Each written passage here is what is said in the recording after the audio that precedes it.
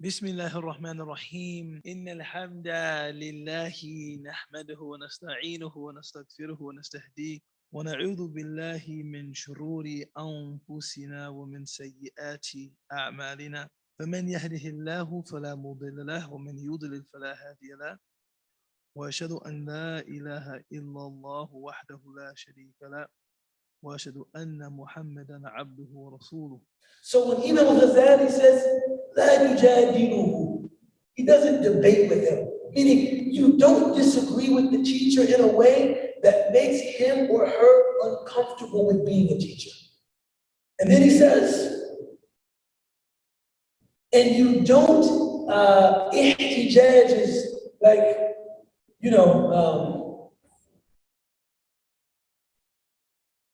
he says here, in fact, I didn't read the entire statement. ولا يشتغل بالاحتجاج معه في كل مسألة وإن علم خطأه. That he doesn't disagree with him on every statement, even if you know that she has made a mistake. I want to talk about this. This is about to turn into my support group. So get ready, man. One of the things that should distinguish our community from other communities is that we listen to the speech and we follow the best of it, right? We are not people that are hypercritical about mistakes. If someone makes a mistake, maybe after the talk, after the khutbah, you say to them, I don't think this was a fair statement. This might have been an overgeneralization. I appreciate what you were trying to do there, but I think that was a bit inaccurate. Because when you are hypercritical, you disempower people.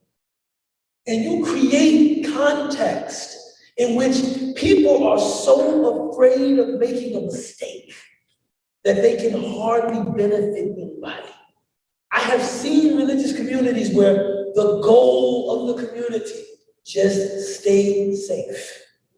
You can't be honest, you can't be open, you can't aspire toward legitimate growth because your goal, just avoid the specter of criticism. That's all I want to do. I just want to go to the masjid and not have anybody say anything about my grooming, nothing about my trousers, nothing about my uncovered head, nothing about my recitation, nothing about the hair sticking out from underneath my hijab. These are things that make religious spaces increasingly toxic. Because the goal is not to communion with God. The goal is not to fellowship with other worshipers. The goal is just to get in and get out without anybody saying anything to me that discredits me. That's all I'm trying to do here. I'm just trying to get in and get out without being criticized. Can you imagine going up in front of an audience or teaching a student and you can't think about how to impart something of value to that student? You're just thinking, how can I get through this lesson without the student challenging my legitimacy, challenging what I know? How can I get through this lesson without feeling like an imposter? You guys want to know something, Shalom? I've observed something. Sometimes I pay attention to things. Even though I'm holding this drink like this, it's just soda. I've observed something. In Muslim communities, where leaders are always being discredited, where their knowledge is always being called into question, you know what they do? When someone comes to her, when someone comes to him and asks him a question, he gives the hardest, most stringent opinion that he can find. Because he's not concerned about serving that sister.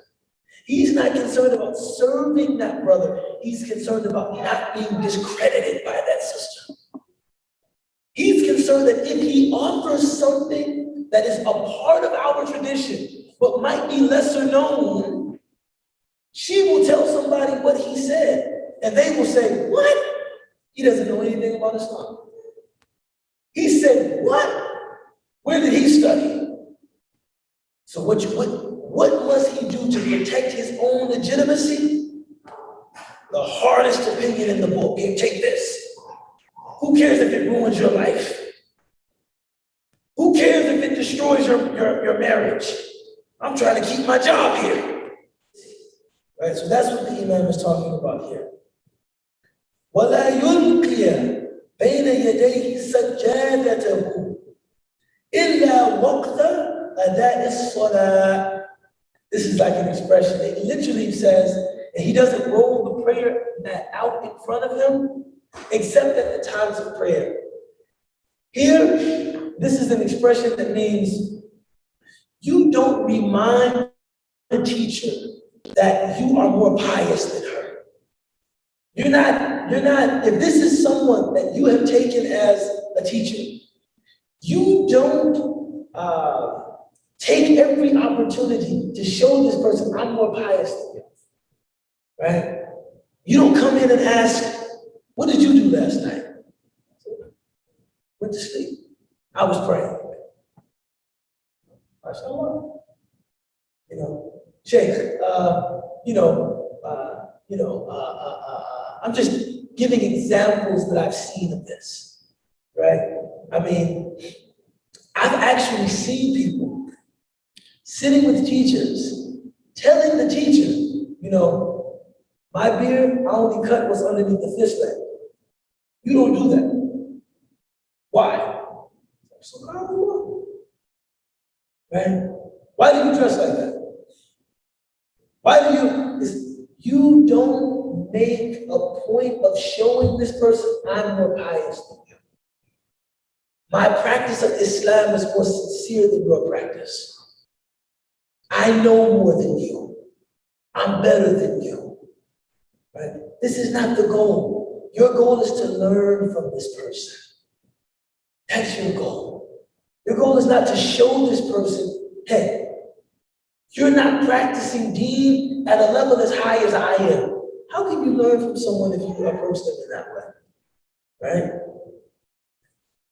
He says, he performs what the teacher orders him to do in terms of works, in as much as he is able and can bear. So, if you're studying with a teacher and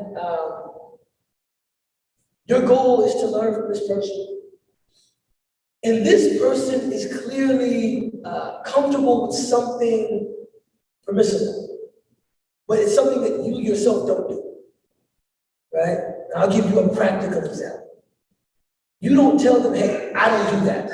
So it's about to get very, very pragmatic. Like eating meat. We know that there are differences of opinion in our community.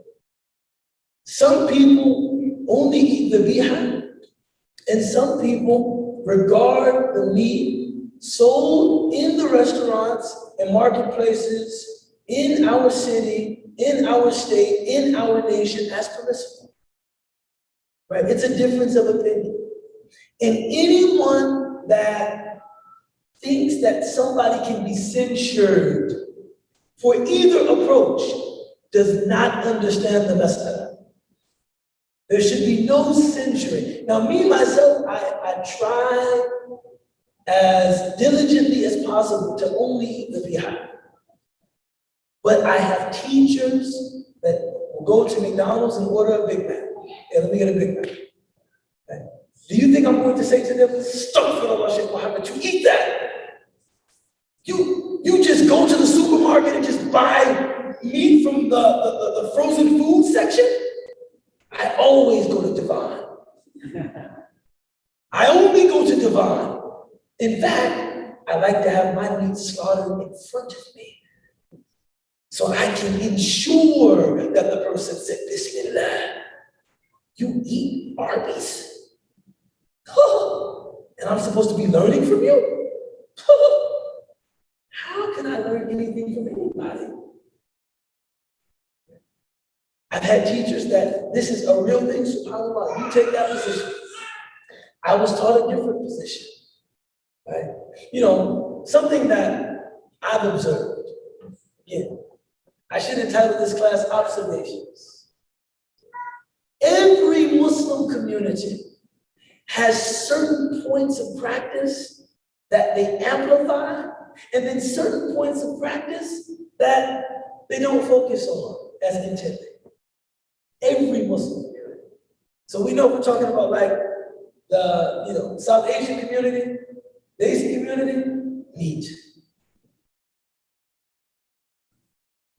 They're serious about this. A friend of mine said he went to dinner with a brother. The brother ordered red wine. He said he ordered steak, and the brother said, that's haram.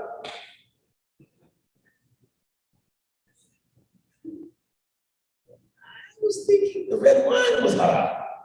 Well, the meat is definitely fine. It's like, right? But that's a point of amplification for that community. It's also a point of identification for that community. This is very, very, very strict about this, right? The African American Muslim community, not saying in 100% of cases, but this is a community in which it is more rare to find a Muslim that smokes cigarettes. There are some African American Muslims that smoke cigarettes, but when you see it, it's something of note. So why not? You smoke cigarettes. A lot of other Muslim communities, there's no people smoke cigarettes, right? So it's a point of amplification. It's a point of it's a point of emphasis. And like the Arab community, praying in the masjid, mashallah. If you go to Salat al-Fajr at the Orland Park Prayer Center or Mosque Foundation, and it looks like some of our Jum'ahs. Like we go to Fajr at Bridgeview. I'm like, is this Fajr or Jum'ah? Because so many people come to the masjid for Subh. It's a point of amplification. It's a point that in this community, this is taken very, very seriously. And then in those communities, you also have things that are not taken as seriously. Things that it's like, it's a part of Islam. We don't make a big deal of it. Right? If you encounter someone who's teaching you something, and there's some part of being that you really, are very scrupulous concerning, and them less so, just know that that can also be flipped. If there might be something that they are very scrupulous about, and you less so. My position concerning that is a little more relaxed. I'm not very strict about that, but I am very particular about that. Why are you surprised that for this person, they're very strict about that? Maybe they're a little more relaxed about that, right?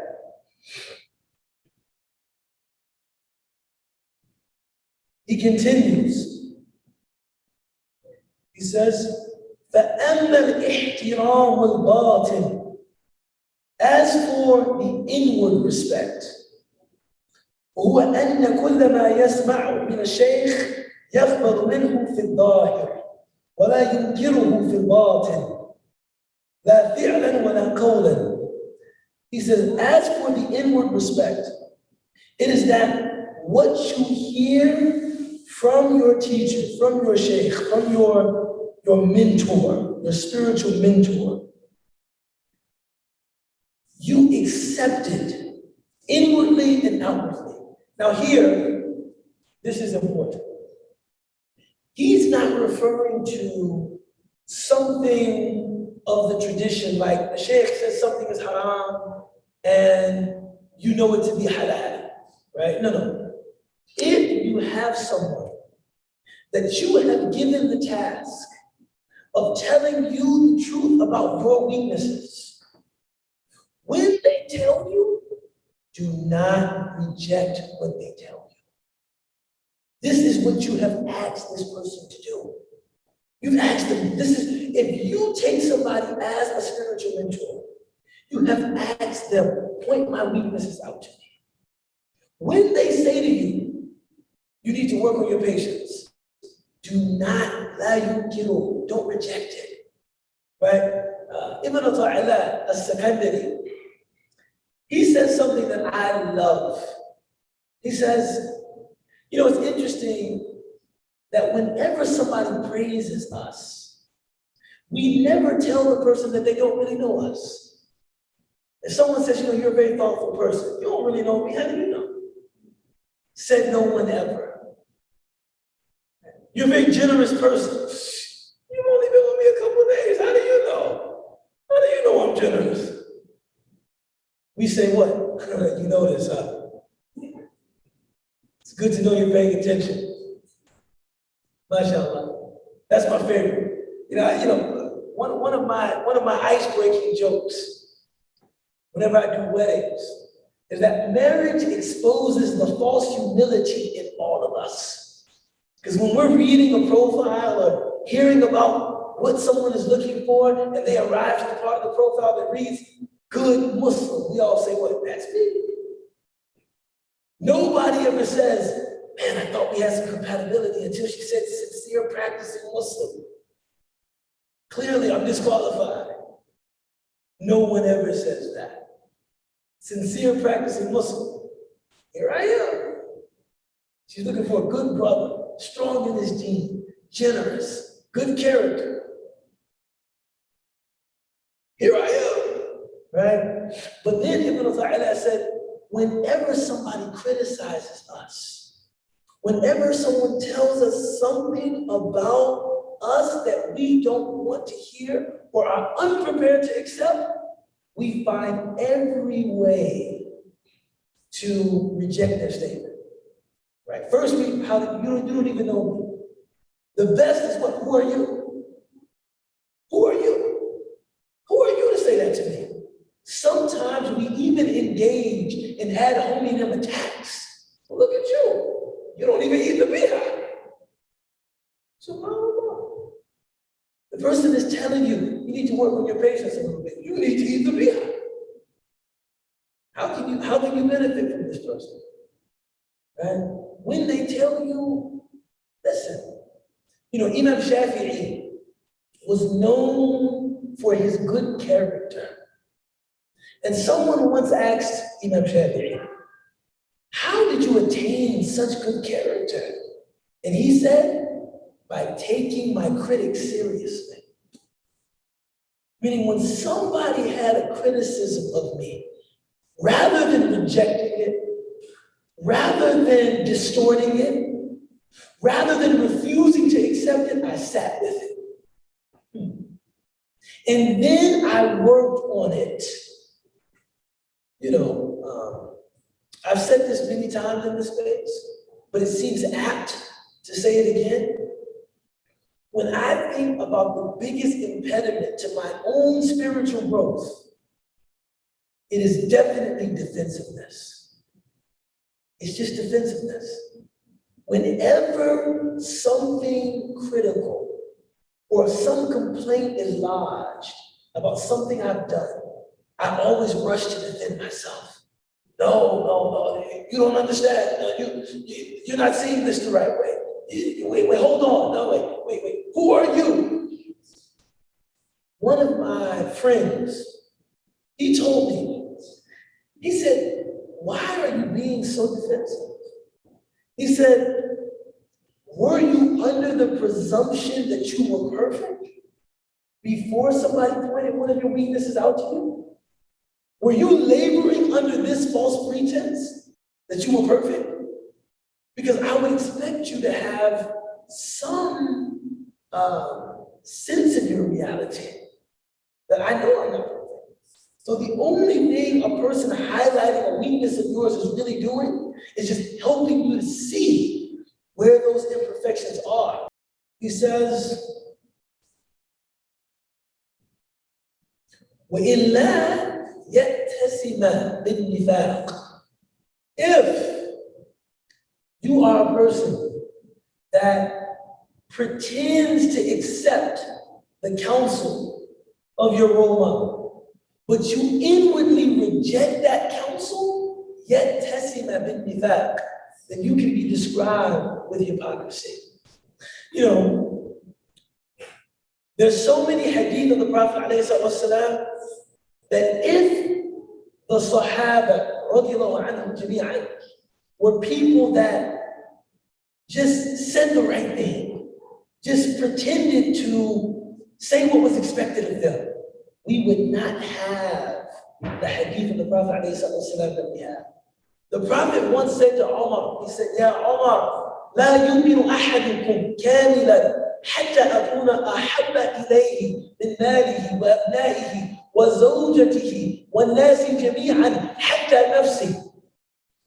He said, Umar, none of you really believes completely until I am more beloved to him or her than any worldly attainment, than their own children, than their spouse, than all of the people, and even his or her own self. Now, if the Prophet ﷺ said something like that to you, what would you say? You would say, I love you in that way, Ya Rasulullah. I'm there. You know what Sayyidina Umar said to him? Radiallahu anhu, he said, Ya Rasulullah, I know that I love you more than any amount of money. And I know that I love you more than I love my children. I love you more than I love my wife. I love you more than I love all of the other people. But I don't love you more than I love myself. No way. Right? I think my wife was listening to this and she said, does that mean that he loved himself more than he loved his wife? I said, that's not the point of that. That's not what we're negotiating here. It was his willingness to tell the truth. No, because they were concerned that their inward states and their outward, what they manifested of those states matched. He wasn't going to say, yeah, sure, if it wasn't reflected internally, right? If someone says to you, because look, let's face it, you're back. Let's face it. All of us know how to feign deference. All of us know how to do that. Somebody says something to you and you say what? I really need to think about that shit. I really need to work on that. Does that mean that you have really internalized? Does that mean that you have really committed to engaging that introspection? No, you're thinking what? You don't even know what you're talking about, but yes. Patience. That is something that I struggle with, yes.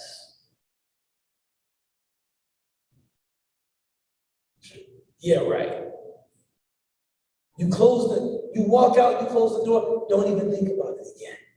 No, Imam Ghazali is saying, don't just accept the counsel of a spiritual mentor outwardly.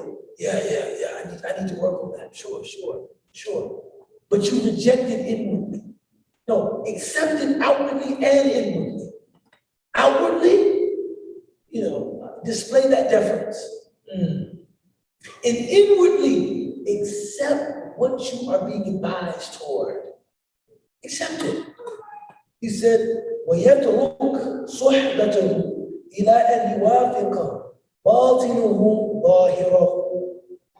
He says, and if this is your state, if you're a person that, you learn from someone, but you just say what's expected of you, but you don't do any real hard work, you don't actually put these lessons into practice, then leave this teacher until your inward and your outward match. Then come back, right? One of the things that I find really interesting about the companions of the Prophet ﷺ is that they did not worry about having a surfeit of knowledge. They did not worry about kathratul ilm. You might be shocked. I'm going to say something here that is controversial, but I actually believe it to be true. There are some of the technical details, some of the vocabulary, some of the niceties of tafsir and things like that, that that even if you went to Sayyidina Abu Bakr and you asked him, hey, can you explain Tawheed to me? Do you know what he might say to you? I've never heard that term before. The word Tawheed, the oneness of God, was not a term used in the context of the Prophet ﷺ. Right? Tawheed as a concept. The idea of wahid Allah, like make Allah one, but Tawheed, and it has categories. This is Tawheed, uluhiyyah, or rububiyyah, wahid. If you went to Sayyidina Abu Bakr and said to him, what is Tawheed uluhiyyah? What is Tawheed rububiyyah? Right? The divine unicity in Godhead and divine unity, he would have no clue what you were even referring to, because they were not people who knew about God. They were people who knew God. Right? These weren't people that were theologians, walking around with, all of this formal knowledge. These were people that had realized the meanings of the Book of Allah. They had realized what was expressed in the Sunnah of the Prophet ﷺ. I say that to say, it's not about how much you know. That's one of the real challenges of living in the information age.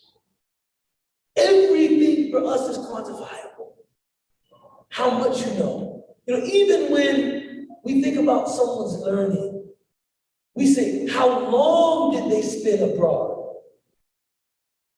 It's much more, what did they learn? You know how long they were overseas. Maybe someone was over there for 4 years, and maybe she benefited more than someone who was over there 20 years. But we think about knowledge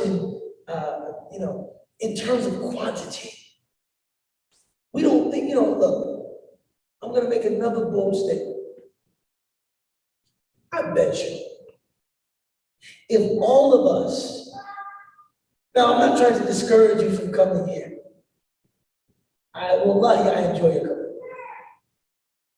But I bet if all of us were able to just practice what we know of this religion, meaning if you stopped what we know, meaning the Quran that we know, the moral principles that we know, the hadith that we know, and we could learn another thing from now until the day we died,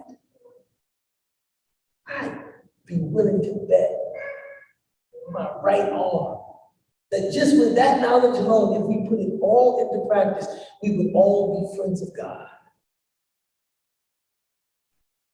I'm willing to bet my right arm, because it's not about how much you know. It's about what you have done with what you know. What have you done with what you know? Some of the Sahaba,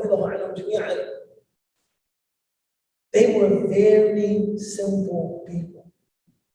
Not all of them were masters of the Quran. Not all of them were masters of Hadith. Not all of them were masters of Arabic. What distinguishes the people of that generation? Just one thing: ikhlas, sincerity. That's it.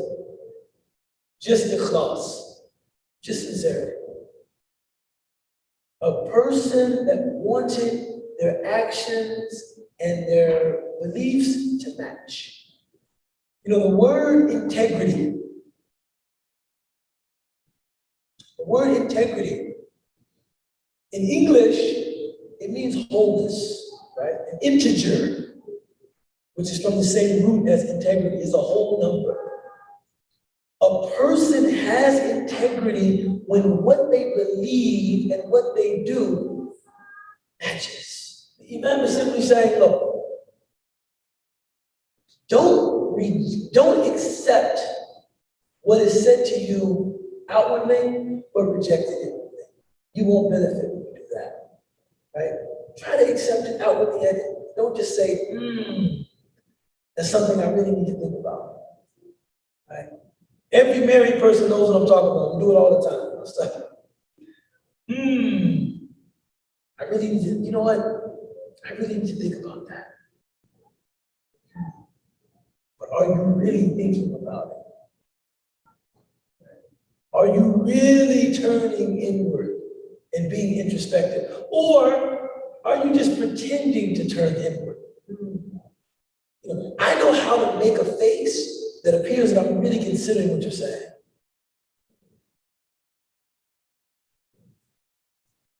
I've already jettisoned what you're saying. But I look like I'm accepting. Don't do that, right? وقولوا قولي هذا واستغفر الله لي ولكم ولسائر المسلمين واخر دعوانا ان الحمد لله رب العالمين. بسم الله الرحمن الرحيم والعصر إن الإنسان لفي خسر إلا الذين آمنوا وعملوا الصالحات وتواصوا بالحق وتواصوا بالصبر سبحان ربك رب العزة عما يصفون وسلام على المرسلين والحمد لله رب العالمين.